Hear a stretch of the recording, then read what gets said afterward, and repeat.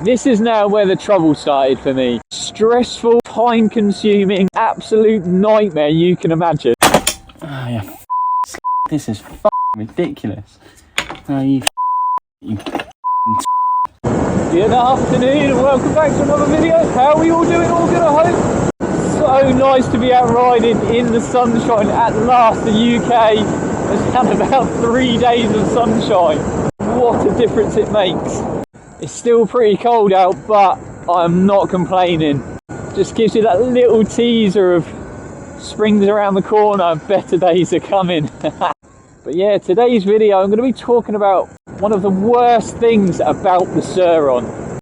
And I'm sure there's going to be loads of people watching this thinking it's not really that bad.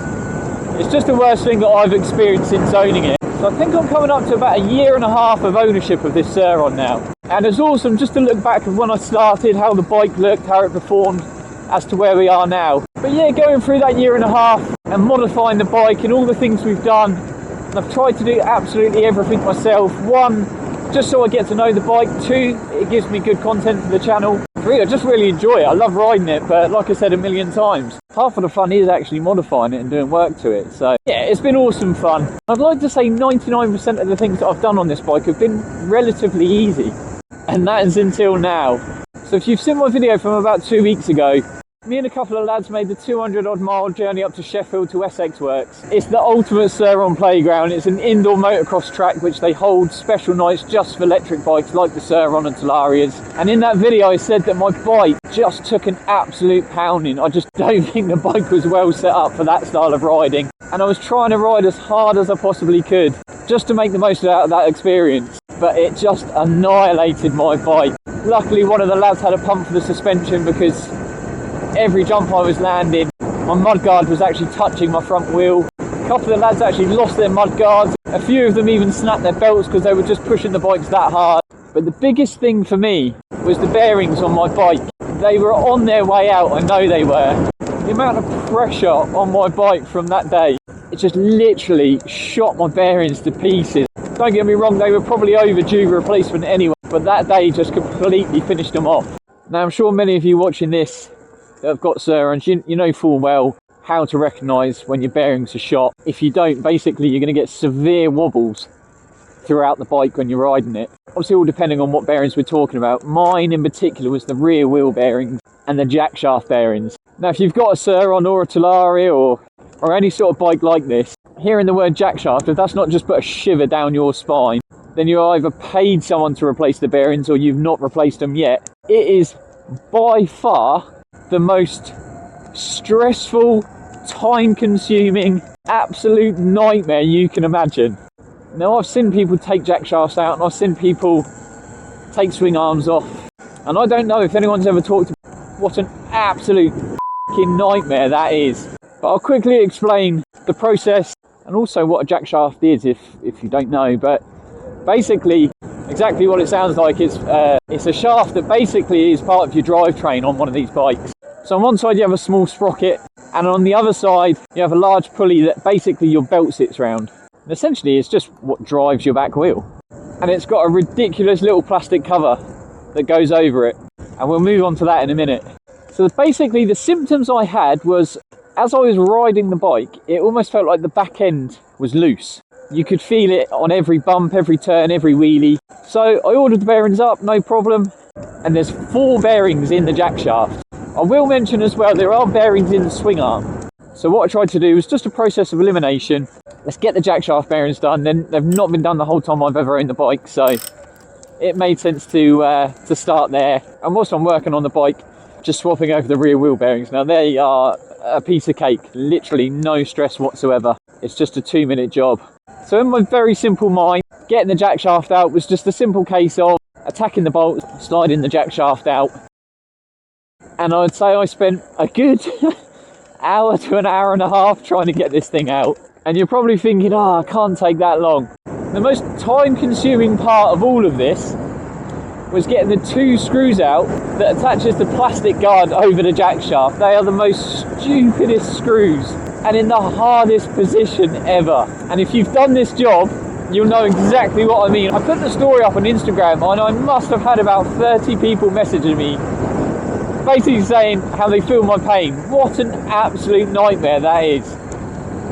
Anyway, guard off, trying to get this jack shaft out. If you've seen any of my previous videos, you'll know that this bike came with a pedal kit, so it had a huge spindle that goes through from side to side, basically just sitting behind where the pegs are. So of course that was in the way of the jack shaft, so I then had to take that off. And literally after hours of trying to get this thing out, I had to just give in and resort to basically taking the swing arm. Now, correct me if I'm wrong, I don't know if it is possible to take that jack shaft out without the swing arm. I just couldn't do it. No matter what I tried, I just could not do it. So swing arm had to come off. So up to this point, it's not too bad, a little bit time consuming because I didn't really know what I was doing, but we got there, that's fine. So this then moves us on to the actual bearings themselves. Now, I've watched YouTube videos and people do this and they've literally beaten them out with screwdrivers. And again, if you've got an easier way of getting these bearings out, then please share it in the comments if it's going to help someone else out. But I basically had to resort to going to get a bearing press, reverse it in a vise to pull the bearings out. And again, I'd say it wasn't the hardest thing if you've got the right tools. So bearings out, all the fresh bearings ready to go. Again, just use the bearing press, a little bit of persuasion and no problems, we're back in, fine, all good. Attaching the sprocket and the pulley back on, yep, no worries at all, we got that all back together, absolutely fine. This is now where the trouble started for me. Number one was getting this jack shaft back into the swing arm. Now I've since learned that there is actually a simple method. There are grooves on the back, so I've been told, that will allow the jack shaft to quite easily slot back into the swing arm. But getting that swing arm back onto the bike, please, if you're watching this and you know a simple method, apart from a ton of swearing, sweating your nuts off and losing the will to live, please leave a comment, because if it helps someone out in that situation, they will buy you a beer, I promise. So I tried to film this whole process until this point where I was completely unaware that the camera was rolling and all you can hear is just swearing. Check it out. Oh, yeah, this is ridiculous. Oh, you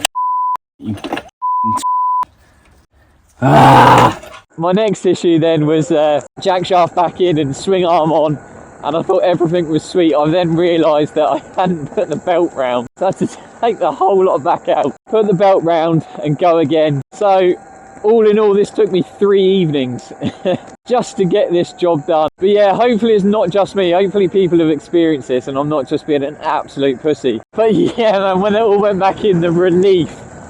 So I was going to leave it on that, basically put the wheel back on and just see if this had resolved that issue of the wobbling, but I thought as the wheel's off, the bearings are so easy to do on this, and you can use a screwdriver just to knock the bearings out of either side. Obviously there's 2 bearings, 1 on each side. Really simple job, getting the bearings back in with a bit of grease. They're pretty easy. I've had a great top tip as well from South Coast Sur Ron parts. Put the bearings in the freezer and then heat the wheel up, and they will actually just slide in as easy as anything.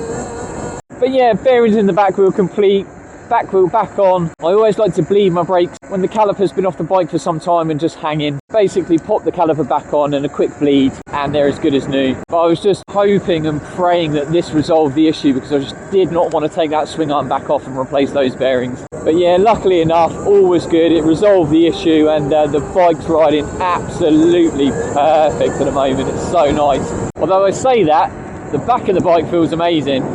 The front on the bike is another issue because of those jumps and the landing. And again, this isn't just from that day at SX Worx. This is the bike and probably poor maintenance and me just not getting around to doing it. We've got the headset bearings to do as well because they are absolutely shot. The noise that my handlebars make is ridiculous. They literally creak and crunch. So that is definitely on the agenda next. But I just wanted to get out as it's such nice weather at the moment and it's probably going to rain for the next 7 days straight. That being said, if you've got any tips for doing the headset bearings, please put them in the comments because I cannot do with any more grey hairs on my head. But yeah, absolute worst thing about owning a Sur Ron was that job right there. And I'm sure I'm going to get a load of people in the comments being like, you know, what's up with you? It's not that bad a job, but we live and we learn, I guess. Anyway, guys, I'm sorry there wasn't an awful lot of riding there. It's probably more of a story time than actually seeing shots of the bike and what we're getting up to. Anyway guys, I'm going to finish the video there. As always, thank you ever so much for watching. Do me a massive favour, go ahead and give this video a thumbs up. I promise the next video is going to be a lot more exciting. I've got a massive announcement in terms of a huge upgrade. I'm absolutely buzzing for this. It's going to completely change the bike. But yeah, stay tuned for next week's video. If you haven't done so already, go and hit subscribe. Hit the little notification as well so you don't miss that video, because it is going to be a good one. But yeah, cheers guys, thanks a lot, and I'll see you in the next one. Take it easy.